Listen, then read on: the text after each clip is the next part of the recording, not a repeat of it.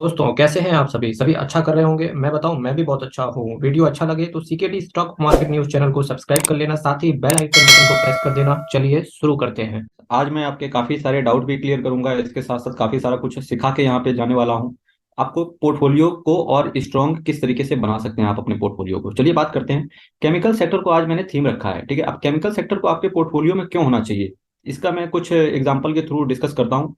जो एक तो टॉप 5 सेक्टर्स होते हैं। अब म्यूचुअल फंड कंपनी हमेशा सेक्टर वाइज इन्वेस्ट करती हैं, ठीक है। सबसे पहले वो चुनते हैं सेक्टर को, सेक्टर के अंदर उठाते हैं टॉप 5 कंपनीज, ठीक है। तो उसके बाद चुनते हैं वो लार्ज मिड और स्मॉल कैप में कितना रखना है। इसके लिए क्या करना है आपको, वीडियो डिस्क्रिप्शन बॉक्स में पड़े हुए हैं, साथ ही साथ आप मेरी प्लेलिस्ट में भी जाके चेक करेंगे म्यूचुअल फंड से रिलेटेड। तो आपको ये सारे डाउट क्लियर हो जाएंगे किस तरीके से सेक्टर को रोटेशन करते हैं सेक्टर वाइज, ठीक है। अब देखो टॉप 5 जो सेक्टर होते हैं, जैसे कि सेक्टर क्या होते हैं, आईटी हो गया, इंफ्रास्ट्रक्चर हो गया, है ना। इंफ्रास्ट्रक्चर के साथ साथ ऑटोमोबाइल हो गया, इसी के साथ साथ केमिकल सेक्टर भी टॉप 5 में ही आता है। और म्यूचुअल फंड की टॉप प्रायोरिटी में, one of the top priority में ये केमिकल सेक्टर भी रहता है। तो सोचिए वाई नॉट कि आपके सेक्टर में केमिकल से रिलेटेड भी कंपनियां हो। अगर होती हैं तो भाई म्यूचुअल फंड, देखिए म्यूचुअल आप घुसते हैं 100 100 200 रुपए लेके, आप ज्यादा से ज्यादा घुस गए कितना रुपए के, 100 करोड़ लेके। लेकिन म्यूचुअल फंड जब कंपनियां घुसती है ना भाई किसी भी शेयर में, 10,000 15,000 करोड़ रुपए लेके, उनके पास तो एक्चुअली फंड का तो बहुत ज्यादा इन्फ्लो रहता है उनके अंदर, ठीक है। तो आपको भी अपने पोर्टफोलियो में कुछ बड़ी बड़ी कंपनियों को ऐड करना चाहिए, जैसे टाटा केमिकल्स हो गया, विनती ऑर्गेनिक्स हो गया, कुछ इस टाइप के। अभी मैं आपको 12 कंपनियों के नाम बताऊंगा। अब 12 में इन्वेस्ट नहीं कर पाएंगे आप, 12 में इन्वेस्ट करेंगे तो म्यूचुअल फंड ही बिल्कुल 12 में इन्वेस्ट करेंगे तो आपका जो पोर्टफोलियो है ना वही पूरा धड़ाम हो जाएगा, है ना, खत्म हो जाएगा। मैं कुछ कुछ कंपनी आपको चुननी है, किस तरीके से चुनना चलिए बात करते हैं। टॉप 5 जो सेक्टर होते हैं उसमें म्यूचुअल फंड कंपनियों का इन्वेस्ट रहता है। इसी के साथ साथ जो टाटा केमिकल है, 475 करोड़ के शेयर्स। देखिए सबसे पहले मैं बैकग्राउंड क्लियर करूंगा, 475 करोड़ के शेयर कोटक म्यूचुअल फंड ने खरीदे। इसी के साथ साथ जो केमिकल टोटल केमिकल सेक्टर है ना, डीएसपी म्यूचुअल फंड जो है उसकी भी 9% वेट रहता है इस सेक्टर के अंदर, केमिकल सेक्टर के अंदर। अब देखिए एक मैसेज जाता है सोसाइटी में कि पिछले एक साल से भाई आप चेक करना, किसी भी जो मैं 12 13 अभी शेयर्स आपको दिखाने वाला हूँ, चेक करना, एक साल से रिटर्न ही नहीं आया भाई। रिटर्न ही नहीं आया, घुसा पड़ा एक साल में। एक साल में करीब करीब कुछ शेयर तो ऐसे हैं जो 40 40% से नीचे टूट गए, ठीक है। लेकिन रिटर्न ऑल टाइम हाई की बात करेंगे तो 30,000%, 16,000%, है ना, 8,000%, 2,000%, इस तरीके के रिटर्न दिए उन्होंने ऑल टाइम में। लेकिन कब दिया, डायरेक्ट नहीं दिए हैं भाई, समय पे दिया है आने पे, ठीक है। तो ये सेक्टर तो आउट दिखता है, लेकिन चूंकि भी मुझे दिखता है कि ये नॉट आउट है यहाँ से, ठीक है। इसी के टाइप से अगर मैं बात करूँ जो विनती ऑर्गेनिक्स है, इसकी मैनेजमेंट की कमेंट्री भी, मैनेजमेंट ने बड़ी शानदार कमेंट्री दी है इस विनती ऑर्गेनिक्स की। उन्होंने बोला कि जो सेकंड हाफ रहेगा फाइनेंशियल ईयर 2023 का, वो काफी अच्छा रहने वाला है। मैनेजमेंट की कमेंट्री भी बहुत सही है, आपको सुनना चाहिए।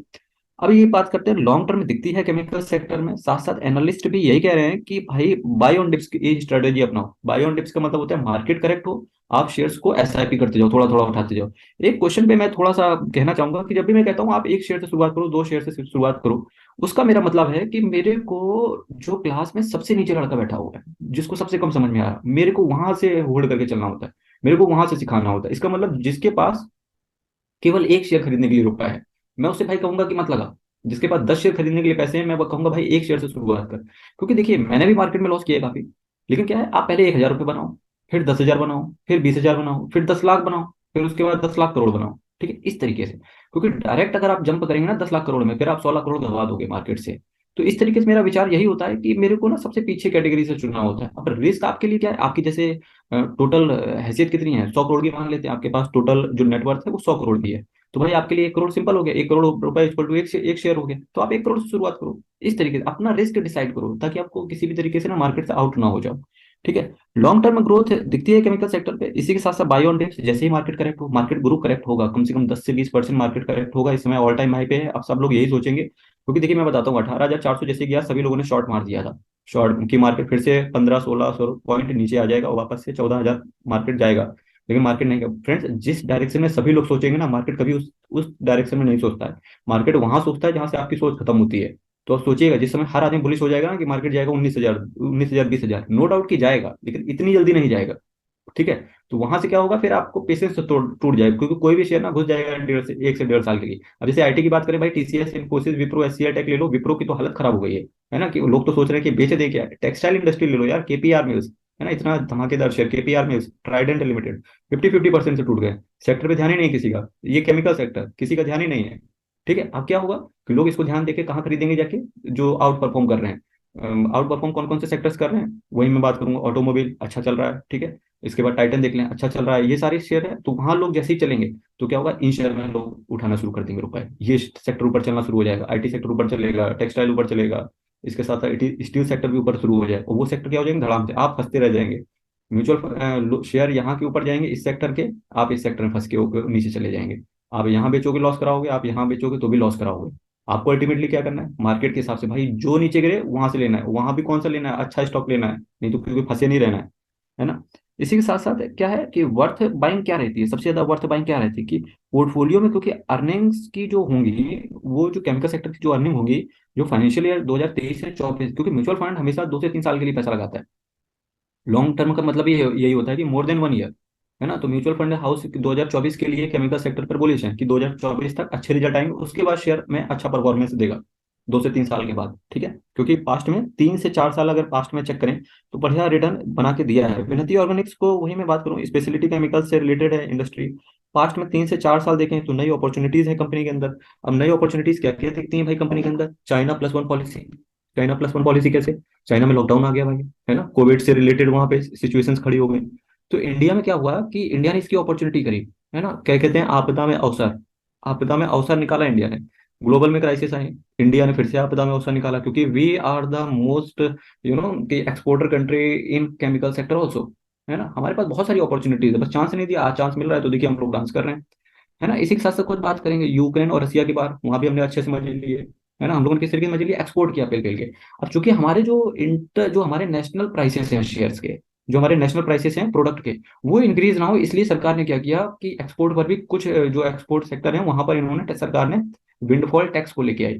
अब जब जैसे ही विंडफॉल टैक्स देखिए हमेशा नहीं रहता है, वो हट ही जाता है कुछ समय के बाद, क्योंकि एक्सपोर्ट को बढ़ावा देने के लिए टैक्स उस पर नील रखा जाता है या बिल्कुल रखा ही नहीं जाता है। तो अभी जिन सेक्टर्स पे एक्सपोर्ट पे टैक्स लग रहा है वो धीरे धीरे हट जाएंगे 1 से 2 साल में। और जैसे ही हट जाएंगे, जैसे कूल ऑफ होगा, कंपनी के रिजल्ट्स अच्छे आएंगे, रिजल्ट अच्छे आएंगे तो अल्टीमेटली कंपनी के अंदर क्या जनरेट होगा, प्रॉफिट जनरेट होगा। तो कंपनी ने, इंडिया के पास बहुत अच्छी अपॉर्चुनिटीज है, और ये सेक्टर एक ऐसा है अंडर परफॉर्म कर रहा है। और चूंकि सेक्टर ही पूरा देखिए 12 से 13 शेयर में यहाँ पे दिखाने वाला हूँ आपको, और पूरा सेक्टर ही अंडर परफॉर्म कर रहा है, तो हम लोग कुछ कर ही नहीं सकते इस सब्जेक्ट से रिलेटेड। तो अब आपको क्या करना है, पहला देखिए शेयर आरती इंडस्ट्रीज लिमिटेड, है ना, बिल्कुल अंडर परफॉर्म कर रहा है, लेकिन वहीं ऑल टाइम हाई पे देखें 61,474% का रिटर्न बना के दिया। इसी के साथ साथ मैं दूसरे बढ़िया शेयर की बात करूं, अनुपम रसायन अच्छा शेयर है, अभी लिस्टेड का, अभी नई लिस्ट कंपनी हुई है। तो अब चूंकि नई दुल्हन है तो आपको क्या करना पड़ेगा, ट्रैक करना पड़ेगा कि किस तरीके से कंपनी का चरित्र रहा। चरित्र का मतलब होता है कि हर 3 महीने में जो कंपनी बैलेंस शीट, कंपनी जो रिजल्ट्स अपने पोस्ट करती है, ठीक है, तो आपको उस पर नजर होनी चाहिए, ठीक। इसी के साथ क्योंकि वैल्यूएशन ठीक है ना अभी इसकी कंपनी की। अतुल लिमिटेड की बात करें, 8,220 रुपए का शेयर प्राइस है, कंपनी ने अच्छा रिटर्न दिया, 37,000% का रिटर्न दिया ऑल टाइम भाई। क्या ये 40,000 रुपये नहीं जा सकता है, बिल्कुल जा सकता है आने वाले समय में, लेकिन आपको क्या करना है, बैलेंस शीट हर क्वार्टर में चेक करनी है। और अगर आप नहीं चेक कर पाते तो आप मेरे से बताइए, मैं आपको दूंगा अपलोड कर करके। नेक्स्ट देखिए बालाजी एमीन्स, 2,937% का रिटर्न कंपनी ने बना के दिया। हाँ, 2,927 रुपए का शेयर प्राइस है, 10,000% का कंपनी ने रिटर्न बना के आपको दिया, ठीक है। और क्लीन साइंस की बात करें तो क्लीन साइंस मेरा आईपीओ भी लगा इसका 14,000, सेम डे मेरा डबल भी हो गया था, ठीक है। क्लीन साइंस और जीआर इंफ्रा दोनों एक ही साथ आए थे, मेरे दोनों ही आईपीओ सेम डे लग गए थे। और बढ़िया मैंने रिटर्न बना के 1,800 रुपये पे इसको निकाला भी था, और फिर फाइनली मैंने नीचे से वापस से खरीदा था, ठीक है। इसी के साथ साथ मैं बात करूंगा दीपक नाइट्राइट, इतना बेहतरीन शेयर, क्योंकि अभी इसमें प्लांट में आग भी लग गई, ठीक है। आरती इंडस्ट्रीज का बैकड्रॉप ये भी है कि China+1 पॉलिसी, चाइना में काफी हद तक लॉकडाउन लगे, चाइना से जब तक हालत हमारी सुधरेगी नहीं, जब तक चाइना से हमारे रिलेशनशिप प्लस चाइना के अंदर की हालत, आरती इंडस्ट्रीज नीचे ही रहेगा, क्योंकि जो इनका most of the export and import होता है, जो ये रॉ मटेरियल परचेस करते हैं चाइना से, वो मोस्ट ऑफ द इनका बिजनेस चाइना से है, तो इस वजह से ये शेयर प्राइस नीचे है, ठीक है। जैसे ही चाइना की हालत सुधरेगी और ये शेयर प्राइस वापस से ऊपर चलना शुरू हो जाएगा, तो वेट कीजिए उस दिन का जब से चाइना के पूरा अंदर लॉकडाउन वगैरह सब ठीक होता है वहां पर। बालाजी मीन्स 2,927 रुपए का शेयर प्राइस चल रहा है। क्लीन साइंस पता ही है आपको, है ना। दीपक नाइट्राइट की मैं चर्चा कर रहा था यहाँ पर, दीपक नाइट्राइट 2,107 रुपए का शेयर है। कंपनी देखिए 11,000% का रिटर्न बना के दिया, बढ़िया कंपनी है। इसके अंदर कंपनी का चूंकि क्या है, समय अच्छा नहीं चल रहा है, राहु केतु काल इनके ऊपर चल रहा है, अभी प्लांट में ही आग लग गई थी तो भाई सीधे सीधे टूट के 1,800 रुपए पे चला गया, वापस से 21 रुपए पे आया, ठीक है। तो बढ़िया कंपनी है ये। आप फाइन ऑर्गेनिक, लोग कहते हैं 6,000 रुपए का शेयर प्राइस इतना महंगा है, क्यों खरीदे भाई, कंपनी का रिजल्ट देख लो यार, और ऑलमोस्ट रेवेन्यू में 100% का ग्रोथ, इतने बम्पर रिटर्न, शानदार रिजल्ट ये पोस्ट कर रही है फाइन ऑर्गेनिक्स। मेरे को लगता है ये 20 से 22 हजार शेयर प्राइस जाएगा, कब जाएगा, हो सकता है 3 से 4 साल लगे, 5 साल लग सकते हैं इसको। बस यही चीज देखना होता है आपको किसी भी शेयर प्राइस में। गैलेक्सी सर्फैक्टेंट लिमिटेड 2,825 रुपए का शेयर प्राइस है इसका, ठीक है। और 69% का इस कंपनी ने रिटर्न मैक्सिमम दिया है अभी तक। गुजरात फ्लोरोकेमिकल्स, इसके रिजल्ट इतने शानदार नहीं आए हैं, क्योंकि इसी वजह से इसका शेयर प्राइस काफी हद तक टूटा। लेकिन अगर कंपनी का आप चार्ट देखेंगे, बहुत गजब का चार्ट है भाई, बहुत गजब का चार्ट है। 5 साल में 3 गुना पैसा किया है कंपनी ने। और उसी के साथ साथ में SRF, ये बहुत अच्छी कंपनी, बहुत stable, slow and steady wins the race, इस कंपनी के लिए परफेक्ट है ये टैगलाइन। बिकॉज कभी ये स्प्लिट होने के बाद में बढ़िया से कंपनी ने आज 2200 रुपए का शेयर ट्रेड कर रहा है। जैसे ही मार्केट 10 से 15% करेक्ट हो, ऐसे कुछ शेयर हैं। SRF हो गया है ना, फाइन ऑर्गेनिक्स हो गया, आरती इंडस्ट्रीज हो गया। आरती इंडस्ट्रीज याद रखना, केवल तभी ये कंपनी अच्छी जाएगी जब चाइना के अंदर सारे हालात नॉर्मल हो जाएंगे, इंडिया और चाइना के रिलेशनशिप अच्छे हो जाएंगे, तभी आरती इंडस्ट्रीज बढ़िया निकलेगा। SRF बहुत stable, slow and steady wins the race, कह सकते हैं बहुत अच्छा शेयर प्राइस है। आपको अगर करेक्शन में अगर उठाएंगे आप SRF को, मान के चलिए कभी आपके पोर्टफोलियो में रेड दिखेगा नहीं, करेक्शन में उठाना पड़ेगा लेकिन, है ना। टाटा केमिकल्स लिमिटेड, 1034 रुपए का शेयर प्राइस है, बहुत बढ़िया, slow and steady wins the race, है ना। ये एक टाइप से लार्ज कैप कंपनियां होती हैं छोटी छोटी करके, है ना। तो आपके इनमें क्या है कि बहुत स्लो रिटर्न है। टाटा केमिकल बहुत स्लो भागेगा, बहुत स्लो भागेगा, ठीक है। लेकिन अगर आप करेक्शन में खरीदते हैं ऐसी कंपनियों को, तो अच्छी रिटर्न बना के देती हैं, फिर आपको रेट दिखाती नहीं है ये पोर्टफोलियो के अंदर। विनती ऑर्गेनिक्स, म्यूचुअल फंड होल्डर्स बहुत बुलिश हैं इस कंपनी के ऊपर, ठीक है। क्यों? उनके पास शायद भर भर के माल पड़ा हो। इसी चीज से रिलेटेड मैं फंडामेंटल्स का वीडियो पे लेके आऊंगा। इसके लिए आपको केवल चैनल को सब्सक्राइब करना पड़ेगा फ्रेंड्स। वीडियो अच्छा लग रहा हो, चैनल को सब्सक्राइब जरूर करें, साथ ही साथ फ्रेंड्स को शेयर भी करें कुछ ऐसी स्ट्रेटेजीज, कुछ ऐसे सेक्टर्स के बारे में। मेरा प्लेलिस्ट जरूर चेक कीजिए, मेरा कोई वीडियो बाहर है नहीं, सब कुछ मैंने प्लेलिस्ट में ऐड करके रखा हुआ है। 1000 सब्सक्राइबर का टारगेट है फ्रेंड्स, केवल आपकी वजह से पॉसिबल होगा उसको अचीव करना। तो हेल्प कीजिए, तब तक के लिए बहुत बहुत धन्यवाद।